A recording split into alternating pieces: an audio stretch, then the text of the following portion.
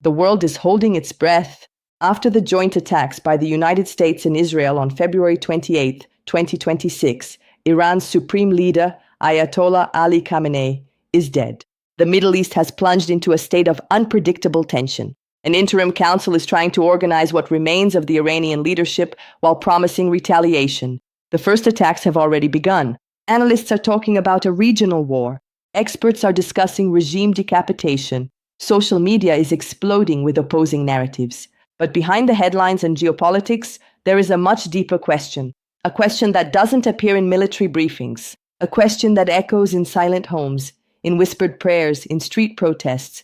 Where is God in all of this? Is God with Iran? Is God with Israel? Is God with the West? When missiles cross the sky, does God choose a side? This question is not new. It comes up in every war, and maybe it's the wrong question. The mystical answer is uncomfortable. God is not on any side.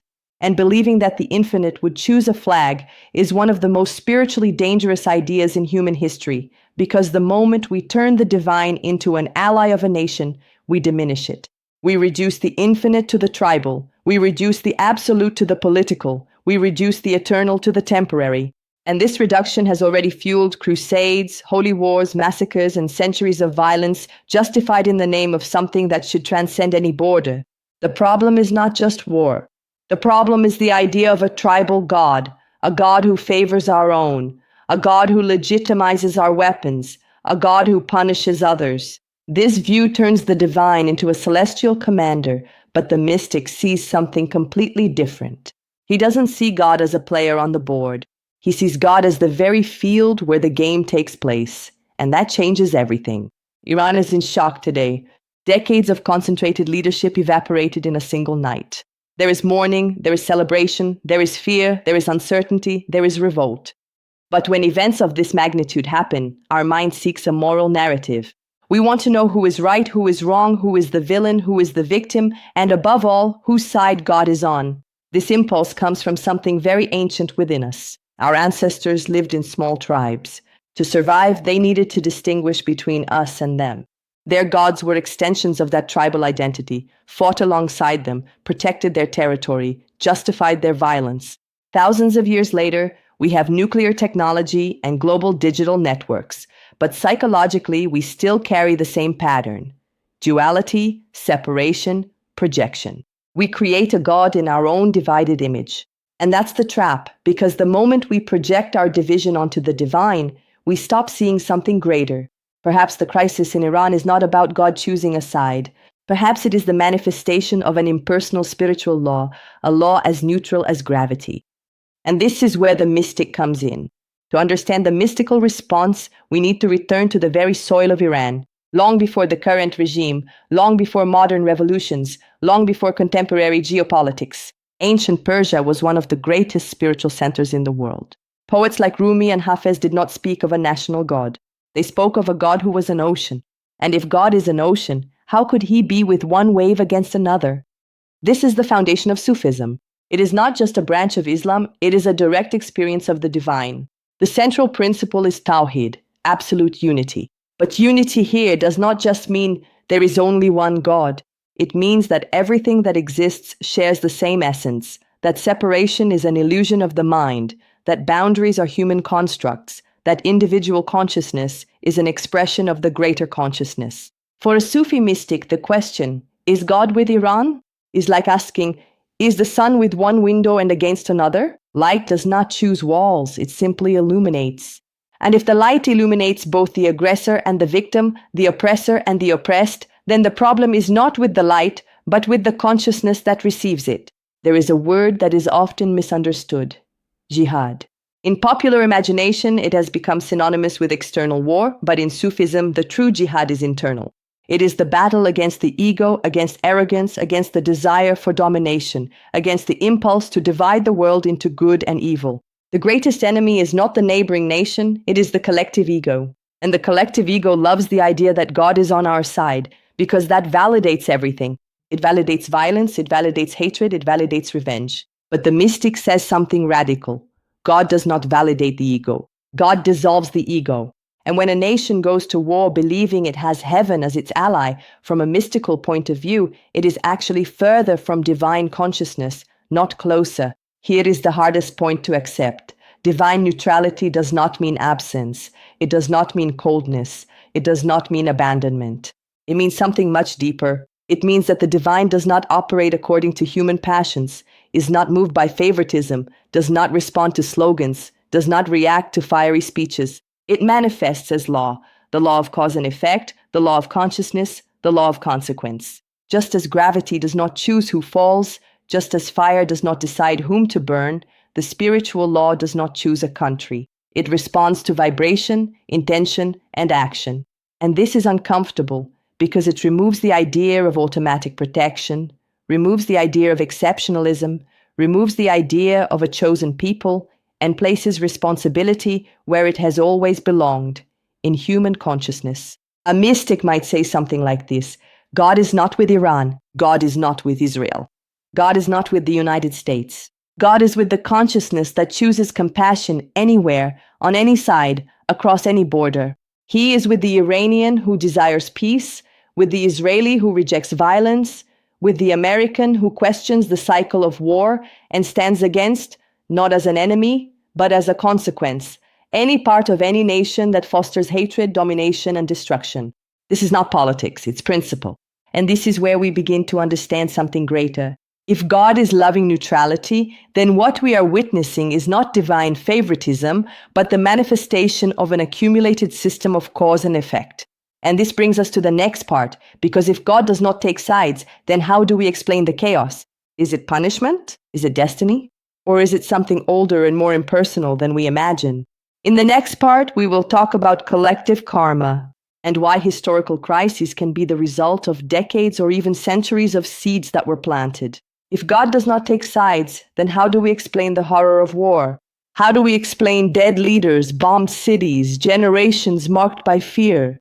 Are we in a random universe, or is there a greater law silently operating behind events? The mystic answers with an ancient word, karma. But here we need to clear up some misconceptions. Karma is not divine punishment. It is not celestial retribution. It is not an automatic moral reward. Karma is consequence. It is the inevitable echo of every action, just as a stone thrown into water creates ripples. The law of karma says that every action, individual or collective, generates a vibration that returns. Not because God is judging, but because the very structure of reality responds to what is emitted. What makes this uncomfortable is that karma does not operate only at the individual level. It operates at the collective level. Families create patterns. Cities create patterns. Nations create patterns. Decades of political decisions, decades of propaganda, decades of indirect violence, decades of strategic alliances, decades of internal repression, decades of external interventions. None of this disappears into the void. Everything creates momentum, and accumulated momentum at some point needs to be released. When we see a leader fall, a war break out, a region set ablaze, the mystic does not see God punishing. He sees accumulated energy reaching a breaking point, like underground pressure that eventually causes an earthquake. The earthquake does not choose its victims. It is the consequence of accumulated tension, and this tension rarely belongs to just one side. The pain of apparent injustice. Here is the hardest part to accept. Often those who suffer the consequences were not the ones who planted the seeds. Generations inherit conflicts they did not create. Children pay for decisions made before they were born. This may seem cruel, but from a spiritual perspective, this is not punishment, it is interconnection. No society lives in isolation, no nation acts without global impact. Yesterday's choices shape today's reality, and today's reality shapes tomorrow. Collective karma is not an eternal sentence, it is a cycle, and every cycle can be broken, but only with awareness. The breaking point. The death of a leader may be seen as a political event, but spiritually it can represent a saturation point, a moment when the accumulated energy becomes unsustainable. It is not God deciding, it is consequence emerging. And this applies to all sides involved, because no nation is exempt from the seeds it has sown. No world power acts without creating ripples. No regime governs without karmic impact. This perspective removes the simplistic narrative of villains and heroes. It reveals something more uncomfortable. We all participate in the collective field with our opinions, with our emotions, with our choices, with our energy. Collective karma is not created only by leaders, it is fueled by consciousnesses, and this completely changes the question. It's not, is God with Iran? But rather, which consciousness is being amplified now? Fear or compassion? Hatred or maturity? Revenge or responsibility? Moments of crisis as portals. Paradoxically, deep crises can act as catalysts. When old structures collapse, an empty space emerges, and the void is dangerous, but it is also fertile. In moments like these, entire societies are forced to reevaluate their identity. Who are we? What do we stand for? What do we unconsciously repeat? What do we want to perpetuate? What do we need to let go of? The mystic sees these moments not as punishment, but as portals. Painful portals, but portals nonetheless. Because when the accumulated pressure explodes, it also reveals everything that was hidden, and this can spark transformation, but only if there is enough awareness to break the cycle. And this brings us to the final part, because if God does not take sides, and if karma responds to consciousness, then where is the real battlefield? It is not just at the borders, it is within every human being. In the next part, we will talk about the inner war and why the ultimate answer does not lie in governments, but in individual consciousness. Perfect.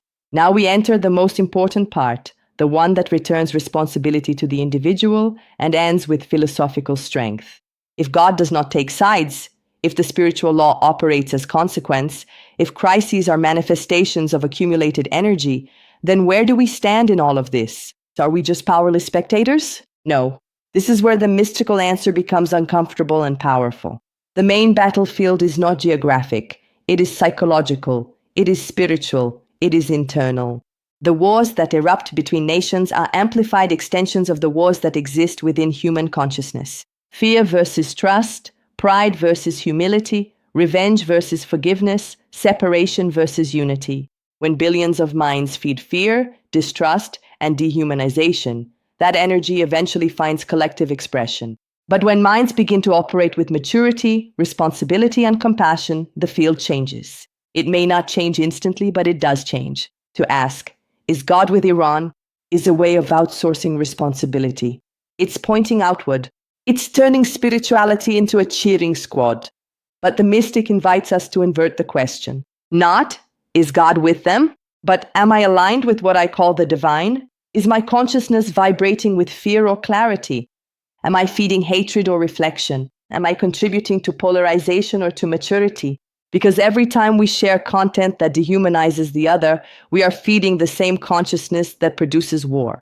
Every time we wish for the destruction of an entire people because of their leaders, we are amplifying separation.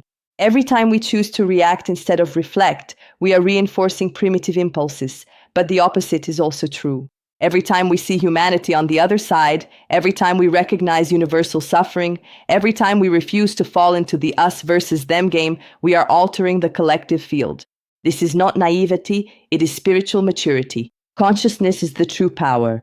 Governments have military power, but consciousness shapes culture. Culture shapes decisions. Decisions shape history. The mystic does not ignore political reality. He simply understands that the deepest level of transformation is not political, it is internal, it is vibrational, it is ethical, it is psychological. And here is something that is rarely said. Mind. Most wars begin in the imagination before they begin on the physical battlefield. They start as narratives, as projected fears, as myths of threat, as stories repeated until they seem inevitable. And if stories can generate war, stories can also generate peace. There is a field beyond right and wrong. The Sufi poet Rumi wrote, "Beyond ideas of right and wrong, there is a field. I will meet you there." That field is not passivity, it is not moral relativism, it is expanded consciousness. It is a space where national identity does not define human worth, where suffering has no passport, where pain has no flag. When we access this inner field, something changes, not necessarily in the external world right away, but in the way we react, and reaction shapes reality. The final challenge, the question, is God with Iran? It can continue to be asked, but perhaps the most honest answer is, God is with any consciousness that chooses to evolve, not with flags, not with ideologies, not with regimes, but with the movement of the human soul toward maturity. And this includes all peoples, includes all sides, even includes those with whom we deeply disagree. This view is not comfortable because it removes the fantasy of automatic protection, removes the idea of spiritual exceptionalism, and leaves us with something much greater: responsibility. Responsibility for the energy we feed, responsibility for the narratives we repeat, responsibility for the kind of consciousness we choose to sustain. So is God with Iran? The mystical answer dissolves the question. God is not with nations. God is present as law, as consciousness, as the possibility of awakening. He is in the potential for compassion, in the choice for lucidity, in the refusal to dehumanize, in the courage to break cycles. And perhaps in the midst of global chaos, this is the only answer that truly matters. Not whom God supports, but what kind of consciousness we are supporting. Because in the end, the future is not decided only by leaders. It is decided by the quality of collective consciousness, and that quality begins within each one of us.